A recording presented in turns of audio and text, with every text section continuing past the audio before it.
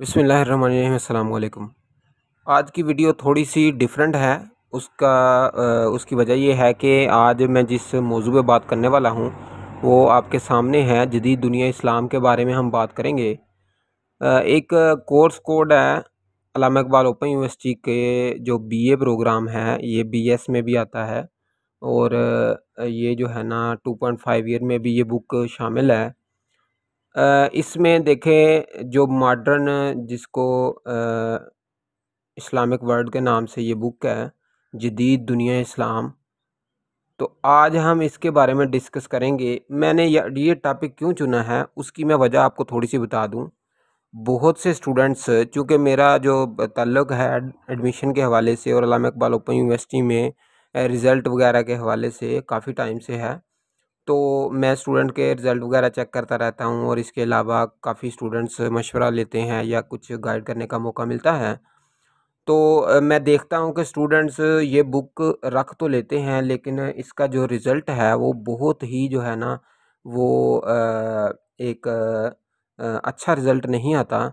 उसमें काफ़ी students fail भी हो जाते हैं। लास्ट टाइम भी जो रिज़ल्ट आया था उसमें भी काफ़ी स्टूडेंट 407 में फ़ेल हुए थे और जो पास भी हुए थे उनके नंबर भी तकरीबन पासिंग मार्क्स जितने ही थे।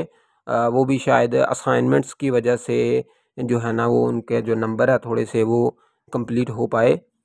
तो आज की वीडियो में मैं 407 डिस्कस करूंगा और जिन स्टूडेंट्स ने रख ली है ये बुक उनको बताऊंगा कि इसमें अब पास होने का तरीकाकार क्या है, और जिन स्टूडेंट ने नहीं रखी बुक तो उनको बताऊंगा कि इसमें जो आपको चीज़ें जिन मुश्किलात का सामना करना पड़ेगा एग्ज़ाम में या तैयारी में, इसमें वो क्या क्या है। तो वीडियो को लंबा नहीं करूँगा, कोशिश करूँगा जल्द ही मैं इसको समेट लूँ। तो आपसे गुजारिश है कि आप वीडियो को मुकम्मल देखना है ताकि कोई पॉइंट मिस ना हो और आप यकीनन आपको इसका बहुत ज़्यादा फ़ायदा होगा। तो आगे बढ़ने से पहले नए जितने भी व्यूवर्स हैं उनसे दरख्वास्त है कि आप चैनल को सब्सक्राइब करके बेल आइकन को प्रेस कर दें ताकि तमाम तरह की वीडियोस आप तक पहुँची रहें। तो अच्छा, इसमें देखें ये जो बुक है ये 6 क्रेडिट आवर्स की बुक है और इसमें 18 चैप्टर हैं। मैंने बारहा आपको इस बारे में बताया हुआ है पहले ही कि जो भी 6 क्रेडिट की बुक होती है उसमें 18 चैप्टर होते हैं, वो बड़ी बुक होती है। तो अगर आपके पास ये बुक मौजूद है तो फिर आपको पता होगा उसका जो टाइटल पेज है वो ये इस तरह का पेज है। मोटी बुक होती है, इसमें काफ़ी मवाद है।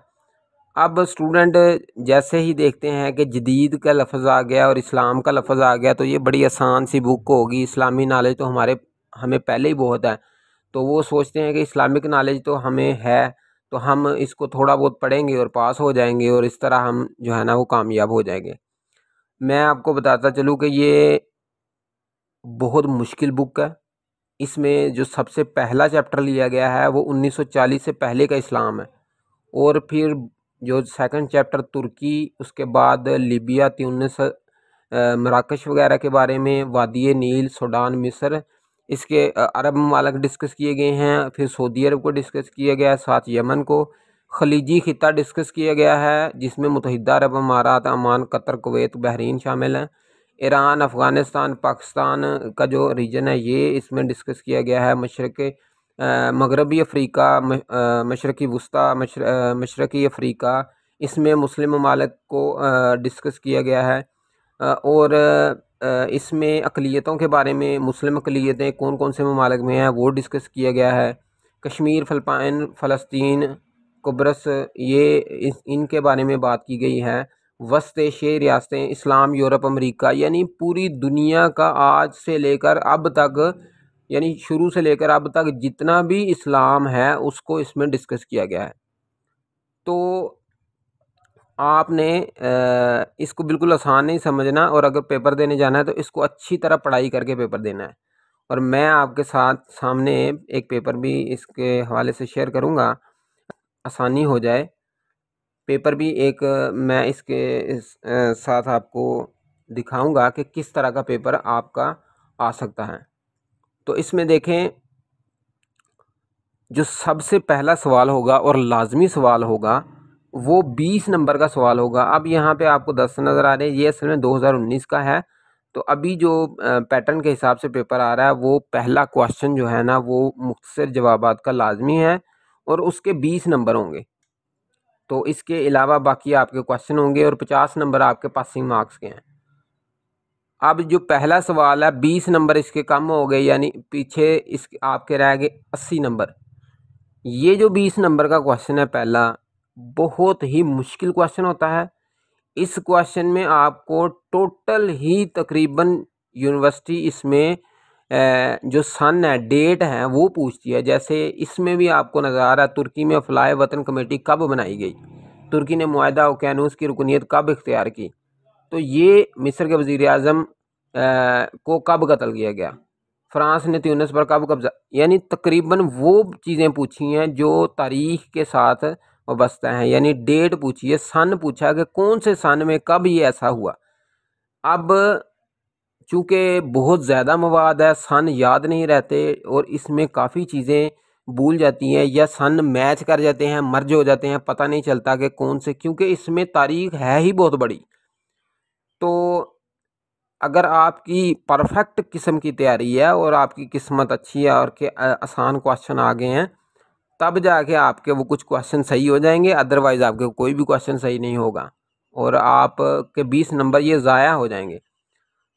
اس کے بعد اگر ہم کوشچن کی بات کریں تو اس میں دیکھیں کہ جتنے بھی کوشچن پوچھے گئے ہیں ان کا تعلق، اب اس میں جو باقی کوشچن ہیں اس میں بھی آپ کو کچھ نظر آئیں گے کہ یہ آسان کوشچن نہیں ہے، ایسا مواد نہیں ہے کہ جس کو آپ خود سے لکھ سکیں. اسٹوڈنٹ کی یہ سوچ ہوتی ہے کہ ہم کیا کریں گے کہ اپنی طرف سے کچھ بنا کے لکھ دیں گے. اب جب کوشچن ہی تاریخ کے متعلق ہوگا، کوشچن ہی کسی دورانی کے متعلق ہو گیا، کسی وقت کے متعلق ہوگا، تو آپ کیسے اس وقت کو کس طرح آپ اپنے الفاظ میں لکھیں گے.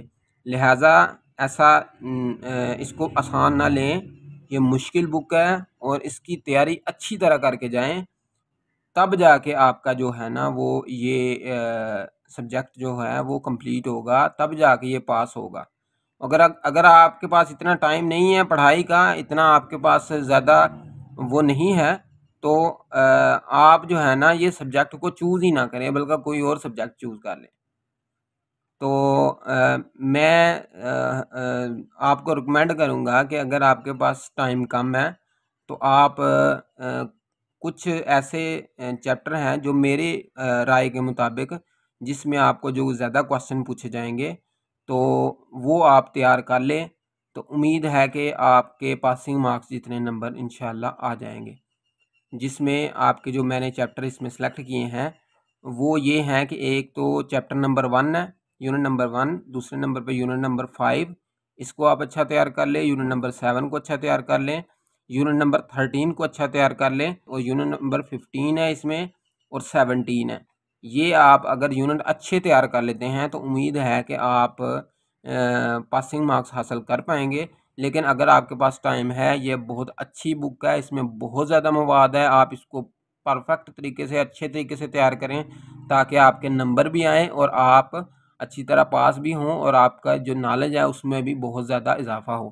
اس کو جو لکھا گیا ہے یہ ایک بڑی اچھے طریقے سے بک کو لکھا گیا ہے اور اتنی شاندار بک ہے نالج کے حوالے سے اور اسلامی نالج کے حوالے سے کہ آپ ایک مرتبہ اس بک کو کمپلیٹ پڑھ لیں اور سمجھ کر، تو آپ کو پوری جو اسلام کی ایک سچویشن ہے اس کو آپ ذہن نشین ہو جائے گی آپ کے. تو امید ہے کہ آپ کو یہ ویڈیو کا فائدہ ہوگا. میرا اس ویڈیو کو بنانے کا مقصد صرف یہی ہے کہ آپ کسی بھی چیز کو ایسے ہی نہ سمجھ لیں بلکہ نالج کے لیے پڑھا کریں اور فائدے کے لیے پڑھا کریں، اور اس کا جو ہے نا صرف ایگزام کی حد تک نہ رکھیں بلکہ اپنے علم میں اضافے کے طور پہ بھی اس کو دیکھا کریں. اس کے علاوہ اگر آپ کا کوئی کویشچن ہے تو کمنٹ سیکشن میں پوچھ سکتے ہیں. اپنا بہت سا خیال رکھیے گا. اللہ حافظ.